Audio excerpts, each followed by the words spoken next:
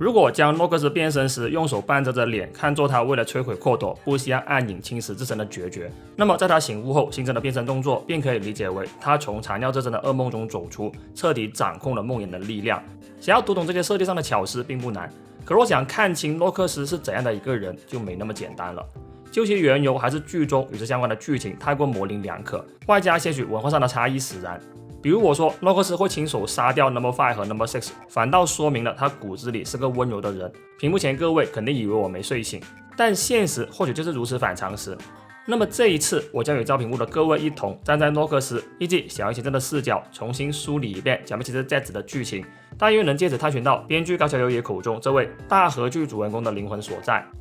为方便理解，我这里先按照时间线简单回顾下小樱先生的事迹。据万金末遭雷击时的年龄反推，小樱在2016年之前就已身兼培育阔斗储备特工的职责。如果说他和宫本红八一样，从高中毕业后便正式进入了组织的话，那么彼时他作为 No.4 展开特工行动，约莫也有3到4年了。若结合剧中情节往前推敲，他同样是在小学期间因通过了梦境学习法的筛选，已被扣的选中，并在组织的潜移默化中走上了梦境特工这条路。到了2016年4月，小樱顺利通过国家公务员综合职试验，就此踏入警界，并于2022年4月加入公安部怪事课。也是在这之后，作为 No.4 的小樱在某次行动中被 Zero 抛弃，这个经历让他认清了蝌蚪的黑暗，由此萌生反意。于是，在2024年10月，借由将假发当作真迹捐给美术馆，小樱在验品师渥美太郎心中种下了一个执念，为日后摧毁蝌蚪所用。做完这件事，他便舍弃了警察与 No.4 这2层身份，正式与同样背叛了组织，现代号名为 The Lady 的前 No.2 河流，化身为生于黑夜、于梦徘徊的诺克斯。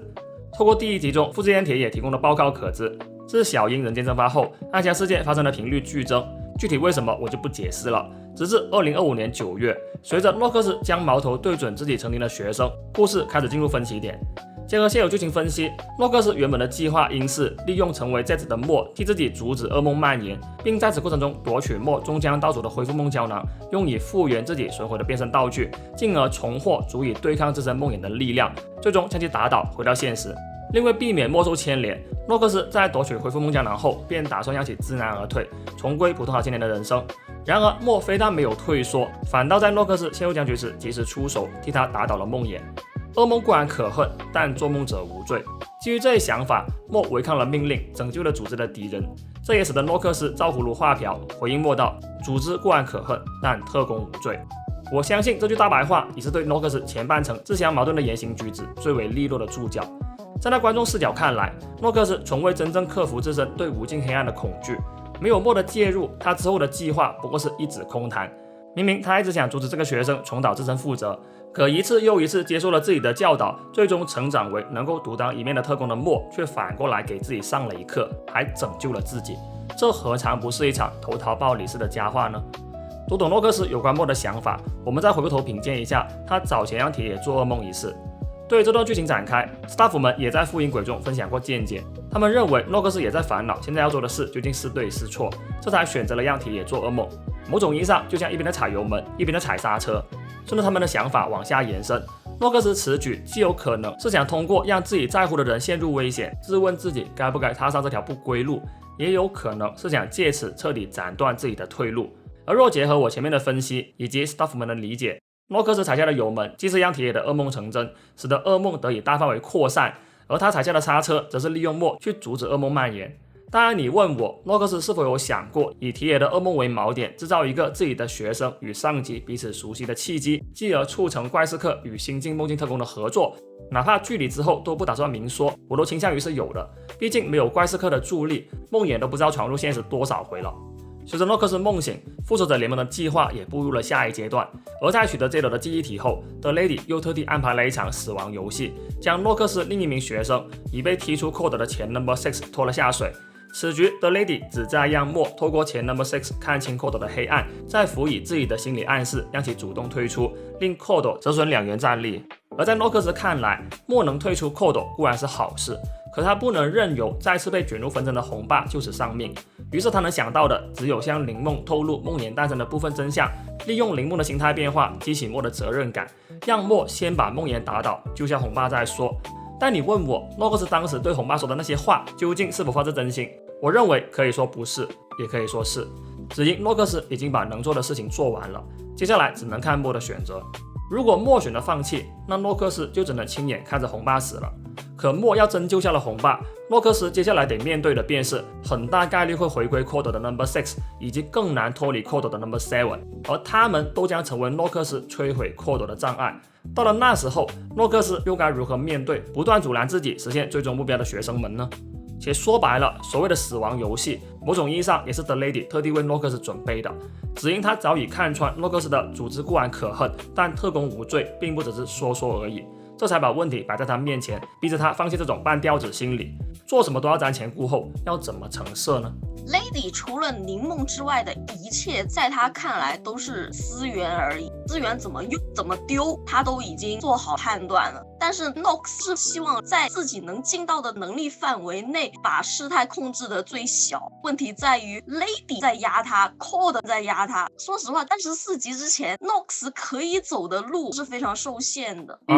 两者的区别就在于 The Lady 能为了林梦不顾一切，诺克斯却不能为了摧毁Code不顾一切，不然也不会一边踩油门一边踩刹车了。不到万不得已，他都是不想与其他特工们兵戎相见的，就是除非你非要妨碍我，不然我能放过就放过。对，话虽如此，诺克斯这些被正义感与责任感所束缚的后辈们，又岂会违抗组织命令，任由组织的叛徒摧毁Code呢？于是乎，死亡游戏过后，激突已在所难免。对，那在我个人看来，诺克斯原本是试图在此局给予莫破局提示的，不然也不会在遭到Code的攻击后，连忙来到冒险者之村寻找莫了。然而事与愿违，受到后辈们围攻的诺克斯被迫迎战，即便在交手过程中他佯装不敌，故意让对方套出了情报，但 No.5 偏偏是个木鱼脑袋，没能将情报传达给莫。之后两名特工也一直在阻挠诺克斯与莫见面，这才导致局面彻底失控。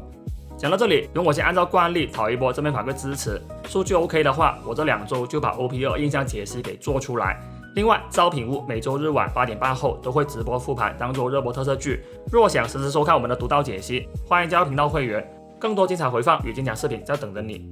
魔王梦魇降临现实之际，德雷迪终于锁定了Code的据点，宣布计划进入最终阶段。这也意味着那些碍事的特工们已经不能再留了。而眼下梦魇正在现实世界肆虐，正是铲除特工们的最佳时机。不过考虑到诺克斯先前的种种行径，德雷迪还是在他临行前多问了一句：“你做好舍弃心灵的觉悟没有？”可哪怕嘴上给予了肯定答复，事实上他也了结了2个后辈的性命。我仍认为诺克斯并未真正跨过那道坎。而关于这段情节，古川学会自己的理解是，诺克斯虽然嘴上说不原谅Code，但对有着同样处境的 No.6 等人，还是会流露出一点温柔。我基本上会把诺克斯当做一个温柔的人来演，所以会一点点加入那种细微的感觉。后来通过夺走 No.5 与 No.6 的性命，从而解救了他们，亦是如此。但在这个过程中，诺克斯也在犹豫，所以在给予后辈们致命一击以前，他更希望莫能来阻止自己。那句你来得太晚了，就体现了这一点。虽然古川是带着这样的想法去演的，但讲真，我对诺克斯这个通过剥夺后辈性命，从而解救他们的思维，还是有点理解不能。我们需要补充一点日本人的生死观，可能有部分观众会听过一些日本人自杀的时候连带自己亲属一块带走的，看上去很神人的新闻。假设父亲死了，这个小的可能会因为各种各样的生活困境很艰难，父亲会觉得我留你一个人活着才是残忍的事，连带你一块带走是对你的温柔。诺克斯的角度这样做其实是在对他们的生命负责任。先生わかんない。文化差异可以不用去理解，但是你需要知道他们这样的思维是正常存在的。用一个不太恰当的类比，你的家人躺在床上，对他来说活着就是痛苦了。你是拔氧气管还是让他继续吊在那里？诺克斯只是选了拔管而已。但是站在 No.5 和 No.6 的角度来说，选择继续吊在那里也是他们的自由吧。诺克斯没有管5跟6怎么选？让我感到烦躁就是你们的不对。话虽如此，这子最积极的地方就在于，哪怕诺克斯最后夺走了 No.5 和 No.6 的性命，那都只是一场梦而已。对，就像高桥说的，既然那是预知梦，是看到了未来可能发生的事，那么在后半段的故事中，就可以在此基础上把主角如何面对那些障碍作为看点。而这其中莫该做的事情之一，自然便是阻止诺克斯踏上这条不归路了。最有意思的是，这个所谓的澳洲梦问题解决了，但这2个人还是死了。还关于这个日本匿名版那边也在说，好像在《预知梦》里让 Nox 杀了他们还更温柔。你们能从这一点去 get 到，在日本人的思维里，他们真的觉得换一种死法好像对他们更好。从这个角度切入的话，我大概能够理解 Nox 的温柔了。各位不妨对比一下，如果 No.5 和 No.6 死于 Nox 之手，最起码他们还是怀着为拯救世界而牺牲的信念死去，但现实是他们还得亲眼见识 Kodo 的黑暗，带着被组织用完即弃的不甘殒命。对，是的，即便他们没有忤逆 No.3 的旨意，老老实实充当组织的工具，终有一天也难逃被抛弃的命运。相较而言，被 Nox 解救可能还真是对这两人的温柔。是啊，且说白了，亲手了结他们性命的诺克斯余生都得活在这种阴影之下，哪怕最后实现了目标，他又该如何面对往后的人生呢？还是说他从一开始想的就是与 Kodo 同归于尽呢？关于这部分内容，稍后会再做展开。在此之前，我们先梳理清楚诺克斯因为莫突然未卜先知而发生的变化吧。和预知梦里如出一辙，莫一醒，诺克斯便把矛头转向了铁野。不过这一次，凭着记忆，莫在铁野第一道心灵之门开启以前，便抢先打倒了梦魇。而他在战斗中祭出的灾厄和恢复梦胶囊，也让诺克斯吃了一惊。直至后来，经由灵梦与莫的先后说明，诺克斯才终于明白变故的原委。也是因为预知梦，真正与诺克斯感同身受的莫向其伸出了援手，并希望他重拾小羊前阵的身份，彻底告别诺克斯的人生。而在看到莫已和 Kodo 划清界限，甚至宁可被噩梦吞噬都要终结一切的觉悟之后，诺克斯不，小羊前阵也失去了劝导莫的理由。然而与预知梦不同的是，噩梦中毒者西格的乱入，让莫以及灵梦相继坠入了更深层的噩梦漩涡。为此，小樱不得不从台前退居幕后，游走于多方势力之间，勉力维系着脆弱的平衡，直至Kodo守木尼亚启动，平衡被彻底打破。而在这个过程中，值得拎出来讲的点，当属 The Lady 与小樱之间的互动了。单看预知梦的剧情，观众下意识都会以为两人是明确的上下级关系，可实际看下来，他俩似乎都只是把对方看作了达成目的的一枚棋子。然而，这份建立在利用之上的关系背后，反倒存在着一份意外的默契与信任，甚至有些时候，两人还会为了对方做出越界的行为。在我个人看来，这些出格的部分，恰恰让这两人的角色魅力又多了几分。而若站在小樱的立场再深挖一番，哪怕他对灵梦的物化从未停歇，可面对这个命途比自己更为沉重，却远比自己坚韧的女孩，他终究还是藏不住那点恻隐。至于 The Lady， 抛开那些不择手段的行径和满目疮痍的后果不谈，他那份只为女儿的爱，小樱同样看在眼里。也正是这份怜悯与注视，让他屡屡为了这对母女越界。当然，非要说起来，受到莫的未卜先知以及西格乱用的影响，The Lady 在预知梦中的行为同样不作数了。既然我们不应拿小樱未做过的事情批判她，那对 The Lady 也该一视同仁才是。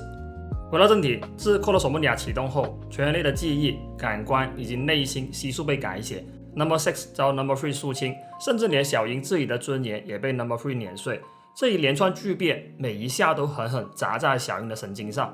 为此，他利用幻影血清梦魇的力量，再度直面自己的心魔，哪怕要付出被吞噬的代价，也要夺取暗影之力，与 Kodo 同归于尽。所幸铁野与莫的劝阻，让小樱的心态发生了转变，他这才转而试图用隐藏在暗影之下的光明去揭开 Kodo 的黑暗。讲到这里，我想再插句题外话，第38集播出过后，我本来是打算出视频的，连文案都已经写好，可再三考虑后，还是决定不发了。抛开评论区会被污染的问题不谈，我实在是不想再给那些想看有营养的内容的观众添堵，成为自己最讨厌的那种 KOL， 这才停更至今。不过趁此机会复盘下第38集一个无论如何都无法忽视的问题，我认为还是有必要的，即小樱获得最终道具的过程中，情感转折过于生硬这点。主要这一段他们3个人的台词需要大量的中译中，字面意义上去理解3个人都在讲不同的东西，但是内里又能串起来，导致台词上有点断层再加上柴崎在那边干拍，对，稍微差点回忆或者进行一些剪辑都没那么生硬。主要是我觉得差什么东西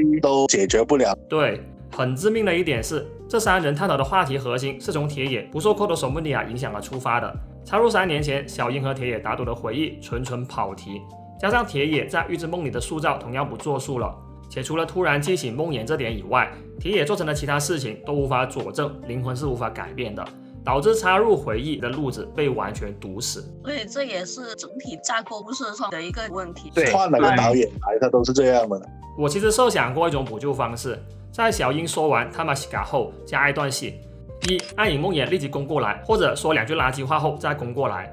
二、小樱先转头抵挡攻击，然后在迎击的过程中念完原本该说的台词，这样一来中间就多了个小樱会不会改变想法的悬念。不说别的，至少在观感上都拉长了些许小樱情感转折的时间。当然这么拍比原版更好，终归是我的一厢情愿。事已至此，再揪着这点不放也没意义了。只能说这个2期最终登场回或许有更好的解法，但是把问题上升到不该有的高度，大可不必。那在回到正题以前，容我再多讲一句，能坚持看到这的，相信都不是浅层的特色受众了。如果你刚好喜欢这个系列，也不想错过我后续制作的其他特色解析影片的更新推送，请不要忘了订阅这个频道。要是能给予多点正面反馈支持，我也能更有动力更新。OK， 随着小樱将 No.3 化为记录KOTOR罪行的文件，节目总算进入了最终章。而在经历了40集的漫长煎熬过后，曾因不同信念相互碰撞，再到逐渐互相理解，并最终建立起牢固信任关系的墨与小樱，总算在面对惩戒血腥梦魇时完成了首次共同变身作战。只是任谁都没想到，短短1集过后，两人便再次站在了对立面，而归根结底还是因为那5个字：KOTOR的黑暗。对，时至今日，KOTOR的黑暗在任何地区的观众眼中都仍是未解之谜。只因我们自始至终都无法相信诺克斯口中的黑暗仅仅只是KOTOR不把特工当人，对特工用完即弃，更不能理解他能单凭这点便做出了要与组织同归于尽，乃至在预知梦中不惜杀死 No.5 与 No.6 也要摧毁KOTOR的选择。更何况KOTOR还切切实实地维系着梦境与现实的界限，你要真毁了KOTOR，梦魇怎么办？对啊，其实前面的视频我们也没有排除这种可能性，但我更希望他不只是这样。所以为了合理化他的行为，我们才会开始往诺克斯是卧底这个方向去猜的嘛。但如果KOTOR的黑暗真就是所见即所得，那我还是想先重申一遍，预知梦只是未来可能发生的事情，我们不应拿小樱未做过的事来批判他。对，而且在回看过往这么多期视频和直播的讨论过后，我也发现招品屋在探讨相关话题时，总是会想当然的以为特工为了世界和平而牺牲是在所难免的，而 No.4 作为任期超过10年的老资历特工，更应该早就做好了为此献身的觉悟。对，但我们却偏偏忽略了他选择成为梦境特工也是KOTOR潜移默化的结果这种可能性。更致命的是 No.4 不光要打梦魇，还要培养KOTOR的储备特工。没有人比他更清楚KOTOR是怎么把孩子们变成一个个数字的，也没有人比他更清楚使用梦魇力量的人最后会是什么下场。而当他终于意识到自己的人生从接触KOTOR起就已成了一场完完全全的噩梦时，才后知后觉地发现，连他自己都成了KOTOR的帮凶，亲手把更多孩子的人生也拖入了噩梦当中。所以对他反噬很大嘛，就是我一心以为我在做好事，但是我把多少人害惨了。对，加上暗影梦魇以及诺克斯的心灵之门都藏在那所私塾内，也足以证明他的心结正来自于此。对的，只能说在所见即所得的前提下，小樱想要摧毁KOTOR是情有可原的。至于他之后有什么打算，我们无人知晓，也就不予置评了。如今的问题在于 Zero 当初为什么要抛弃 No.4， 是因为他的使用期限到了吗？但时至今日，小樱都仍未被梦魇支配身心，这个说法根本站不住脚。那难道不能让其他特工去打倒纠缠 No.4 的梦魇吗？事实证明也是可以的。如此一来，剩下的可能性还剩2个。其一，中间存在着什么误会，可那之后小樱明明醒了过来，不然根本无法部署国家机密计划。如果这有误会 ，Zero 为何不能找机会解释清楚呢？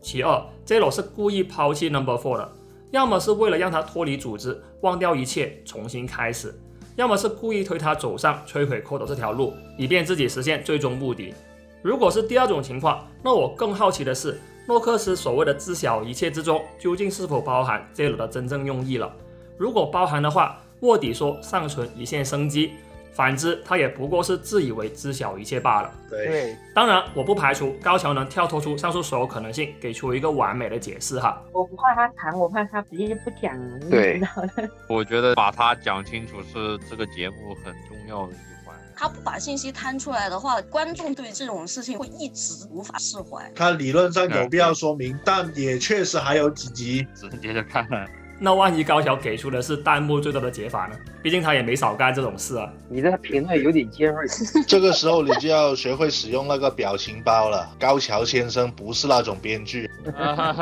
见多识广的网友应该知道这个傻逼是谁。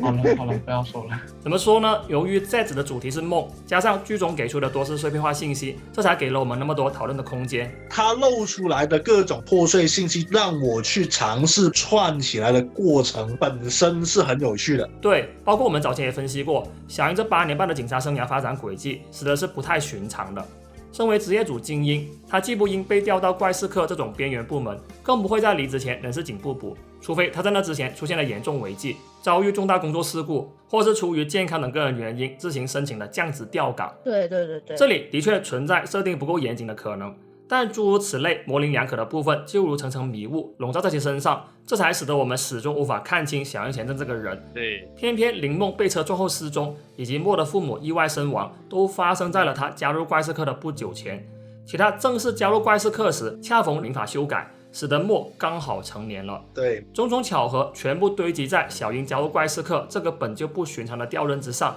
都说其中毫无因果关联，倒显得牵强了。对呀，那么上述巧合能否在后续剧集中给出相对应的解释，仍是未知数，也只能之后再看了。但有一点不用之后再看的是，小樱在大结局的走向了。如果我说他最后会回归怪事课与藤花铁野共事，